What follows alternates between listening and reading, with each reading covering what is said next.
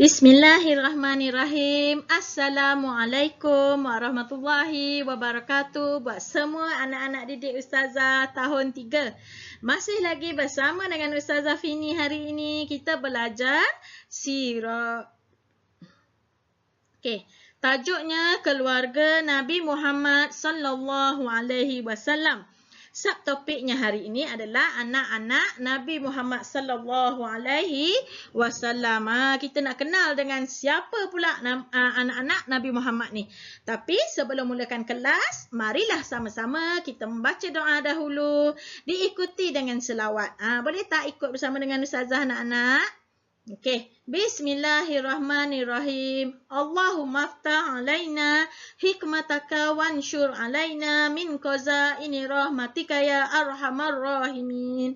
Rabbi shrah li sadri wa yassir li amri wahlul 'uqdatam min lisani yafqahu qawli. Amin. Allahumma salli ala Sayyidina Muhammad. Allahumma salli ala Sayyidina Muhammad. Allahumma salli ala Sayyidina Muhammad. Okey, jom kita kenal siapakah anak-anak Nabi Muhammad sallallahu alaihi wasallam. Okey, kita kenal dulu dengan anak perempuan. Lepas tu barulah kita kenal dengan anak lelaki. Okey, anak Nabi ada berapa? Anak Nabi ni Ustazah nak tanya. Siapa yang dah tahu anak Nabi ada berapa? Hebat-hebat semua anak Ustazah ni. Ustazah tahu. Tu ada yang betul tu. Anak Nabi ada 7 orang. Macam lagu lah.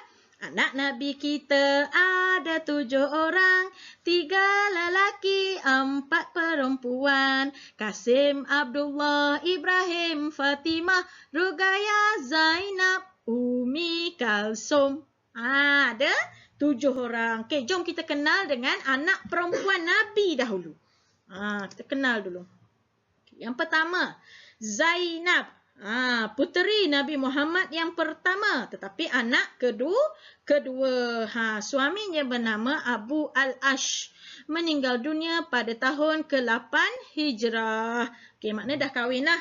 Anak perempuan Nabi ni semuanya agak berumur panjang. Okey. Yang kedua, Ruqayyah. Puteri kedua Nabi Muhammad sallallahu alaihi wasallam. Anak yang ketiga. Puteri kedua tapi dia anak yang ketiga. Suaminya bernama Uthman bin Affan. Sahabat Rasulullah merangkap Khalifah Ar-Rashidin yang ketiga. Okey.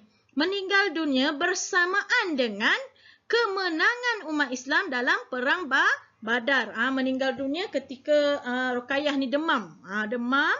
Jadi Khalifah Saidina Uthman ni dia tidak pergi ke peperangan Badar kerana Nabi suruh Khalifah Uthman ni menjaga Saidina Uthman ni menjaga isterinya Ruqayyah. Sedang elok datangnya Zaid bin Harithah memberitahu orang Islam menang dalam peperangan Badar. Kat situlah sama waktu dengan Ruqayyah ni meninggal dunia. Okey. Ummu Kalsum, puteri ketiga Nabi Muhammad sallallahu alaihi wasallam, anak yang keempat.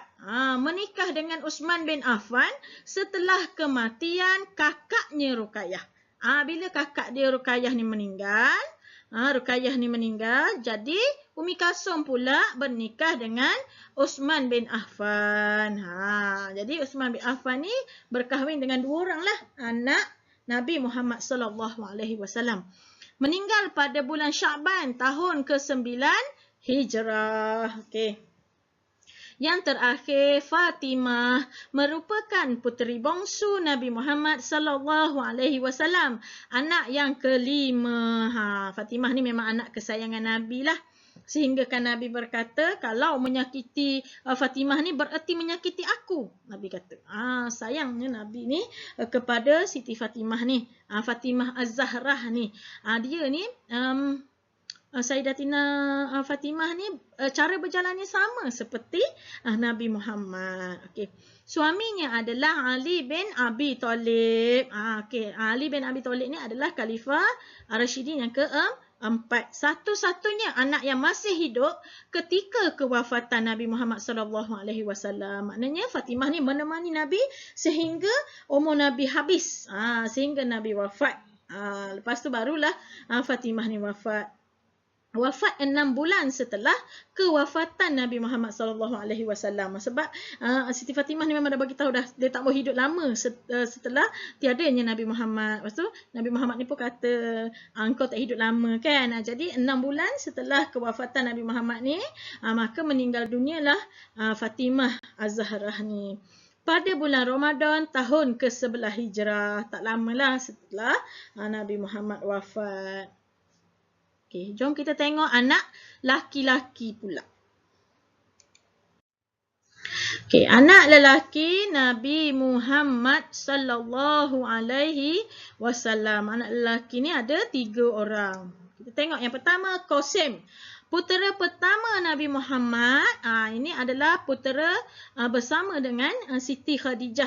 Meninggal ketika berusia 2 tahun sebelum Nabi Muhammad dilantik menjadi Rasul. Mana Qasim ni dah meninggal dunia. Tak sempatlah menghadapi zaman Nabi Muhammad dilantik menjadi Rasul. Okey. Abdullah, putera kedua Nabi Muhammad, anak yang ke-6, lahir ketika Nabi Muhammad sudah dilantik menjadi Rasul, meninggal semasa kecil. Okey, tak banyaklah cerita pasal anak lelaki Nabi Muhammad ni. Yang ketiga, Ibrahim, putera ketiga Nabi Muhammad SAW, anak yang ke-7. Anak Nabi Muhammad dengan isterinya yang bernama Maryah. Yang lain semuanya anak Nabi Muhammad ni semuanya bersama dengan Khadijah. 6 orang bersama dengan Siti Khadijah, seorang sahaja bersama dengan Maryah. Dilahirkan pada tahun 8 Hijrah. Okey. Maknanya dilahirkan di negeri di Madinah lah. Okey, meninggal ketika berusia 70 hari. Okey. Boleh dikatakan anak lelaki Nabi ni semuanya meninggal waktu kecil. Anak perempuan sahaja sempat berkahwin. Maknanya cucu Nabi ataupun keturunan Nabi banyak lahir daripada sebelah perempuan. Okey. Sampai kat sini sahaja dahulu kelas bersama dengan Ustazah Fini. InsyaAllah kita berjumpa lagi minggu depan. Terima kasih anak-anak. Sampai berjumpa lagi. Assalamualaikum warahmatullahi wabarakatuh.